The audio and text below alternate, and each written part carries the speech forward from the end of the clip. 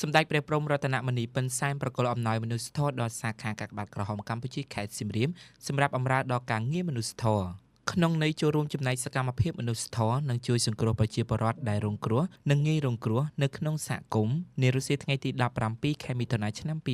2026សម្ដេចព្រះព្រំរតនមនីប៉ិនសែនសិរីសវណ្ណោព្រះប្រធានថេរសភាពុទ្ធសាសនាកម្ពុជា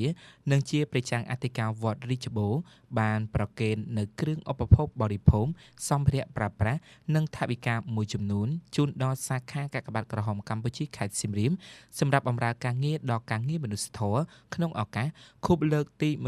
163ទិវាពិភពលោកកាកបាទក្រហមអន្តរជាតិក្រហមក្នុងឱកាសនោះលោកជំទាវ ទុយជីបណសុភ័ណ្ឌអនុប្រធានគណៈកម្មាធិការសាខាមានប្រសាសន៍បញ្ជាក់ថា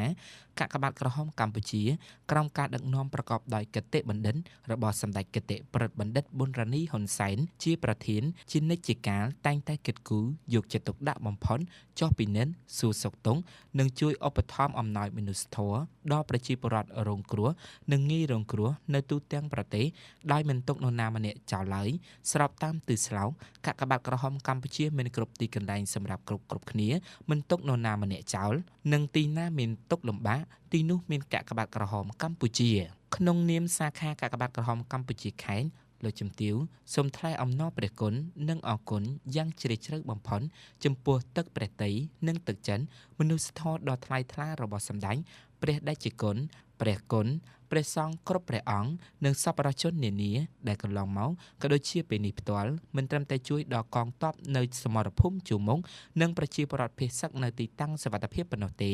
តែងតែបន្តជួយដល់ជនរងគ្រោះនិងងាយរងគ្រោះដោយគ្រោះធម្មជាតិនិងអបតវេទហេតុផ្សេងៗក្នុងខេត្តថែមទៀតផងសម្ដេចព្រះព្រំរតនមនីប៉ិនសែនមានថ្នាក់ដីកាថាគ្រឿងឧបភោគបរិភោគសម្រាប់ប្រើប្រាស់និងថវិកាដែលបានប្រគល់ជូននេះគឺជាទឹកព្រះតីរបស់ព្រះសង្ឃគ្រប់ព្រះអង្គនិងទឹកចិត្តឧបាសកឧបាសិកាចំណុះវត្តរាជបូរដែលចូលរួមសាមគ្គីគ្នាដើម្បីឧបត្ថម្ភដល់ប្រជាពលរដ្ឋរងគ្រោះនិងងាយរងគ្រោះស្របតាមពុទ្ធអាវាននៃព្រះសម្មាសម្ពុទ្ធនៃយើងដោយហេតុថាពុទ្ធបរិស័ទទាំងអស់គឺជាមិត្តរួមជាតិរួមសាសន៍និងមិត្តរួមទង់រស់នៅក្រោមម្លប់នៃព្រះពុទ្ធសាសនាជាមួយគ្នា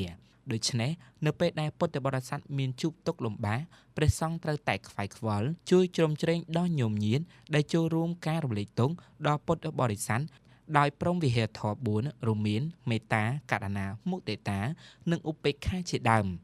សូមជម្រាបជូនថាគ្រឿងឧបភោគបរិភោគសម្ភារៈប្រើប្រាស់នៅពេលនេះរួមមានចានស្រាក់100ឈុតជើងពៀន100ឈុតទឹកត្រី50យួរទឹកស៊ីអ៊ីវ50យួរមី30កែសអង្ករ2តោនទឹកសុទ្ធ30កែសអាវ100ខោទឹកនោមកូនក្មេង